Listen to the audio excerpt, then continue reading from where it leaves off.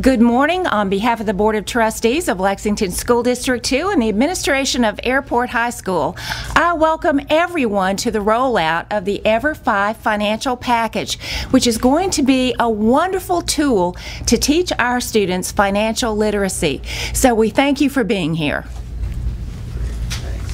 Dr. Holland, thank you. Good morning. I'm Mike Brennan. I'm the president of BB&T here in South Carolina. My office is here in Columbia, so I'm pleased to be here in Lexington District 2 today and at Airport High School. But mostly importantly, BB&T is excited about the partnership that we've entered into with EverFi to really give students, and as the governor I have spoken, a life skill, and that is financial literacy, particularly in the world that we found ourselves in over the last 3 to 4 years and how complex the financial world seems to be. So if we can give these students some real basic life skills so that when they go on to college, they can better manage their college finances and then ultimately their finances when they get into their first job.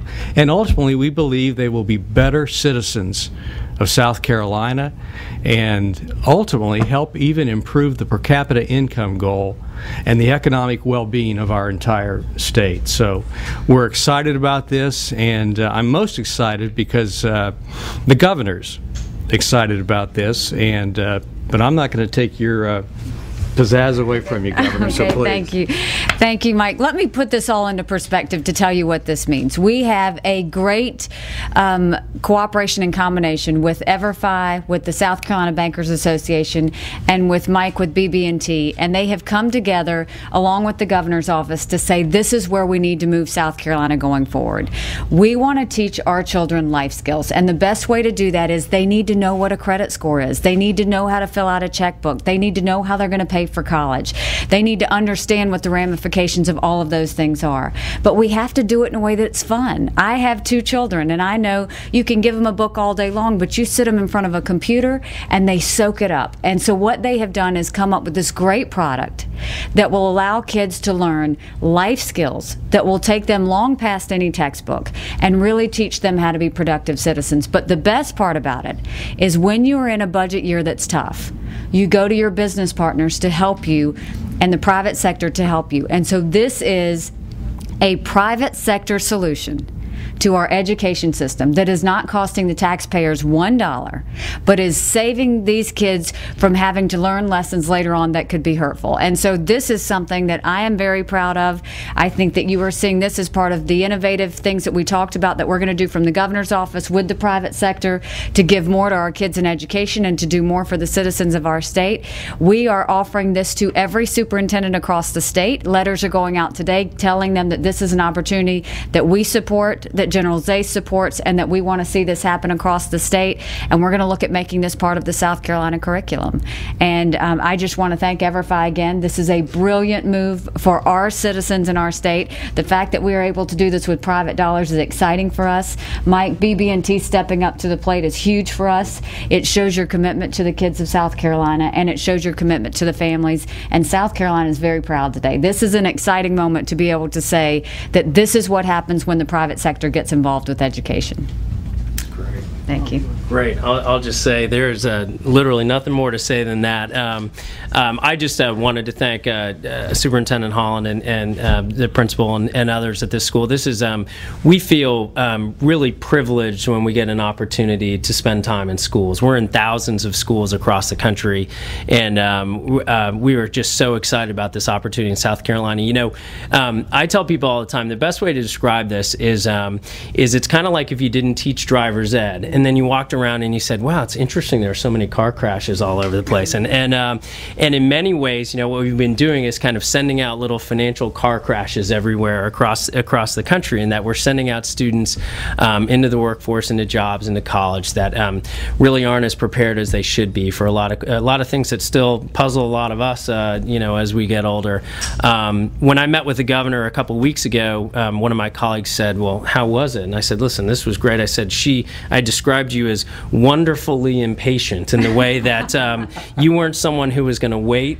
You wanted to drive innovation into schools, and it's interesting because we found that with our partners at BB&T, who we've teamed with in many other states across the country, Kelly King and Mike and others, there is a great kind of growing, wonderful impatience around giving students the tools and giving teachers the tools to succeed. And it's a really exciting thing that I think EverFi is one of the players at the forefront of trying to drive that. And my answer is this is the first of many things that are coming from us around areas that we think are critical for students to use. So South Carolina bankers, to Mike, to the governor, to others, thank you for the privilege of being here today, and we won't let you down on this, and it's the first of many great things. Thanks, Governor. Thank you very much. Thanks. And with that, I think we'll open it up to any questions. Are there enough private donations for every high school to be able to participate? There are, and what we've made a commitment to do is to make sure this is available to any school that wants it, and it's our responsibility to go out to foundations, to other partners, to make sure that is. But we have made the full commitment. The governor was thought that it was important that this be available to every single student in the state, and we've made that commitment going forward. Are there any problems? Speaking of technology, some of our rural schools kind of lack some technology. Can they still participate? It's a great question. We have been surprised at actually how good it was. We've operated in a lot of places across the country where that's an issue. I've been surprised at how well you can kind of engineer around that.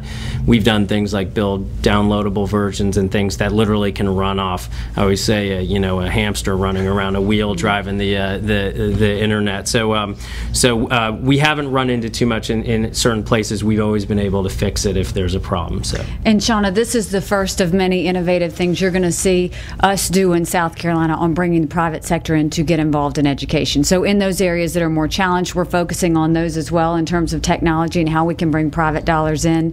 But what this says is that the state budget is not our only answer to educational problems. What it means is when we don't have, it is our job to go out and find those private companies that are willing to invest in education, and there are a lot of them. BB&T is a perfect example that understands that these students are eventually going to be their customers, and they understand that if they create smart financial customers, then they will have long relationships down the road that will lead to jobs. It'll lead to making sure that we have more economic development growth. All of those things help the state in general, and so it's a very selfless act for them to do, but it's very forward thinking in the fact that we are all saying, what is the one thing that our students are lacking? Well, we can give them book sense all day long, but when you can teach a child a life skill in a way that's fun for them, you can't put a price on that.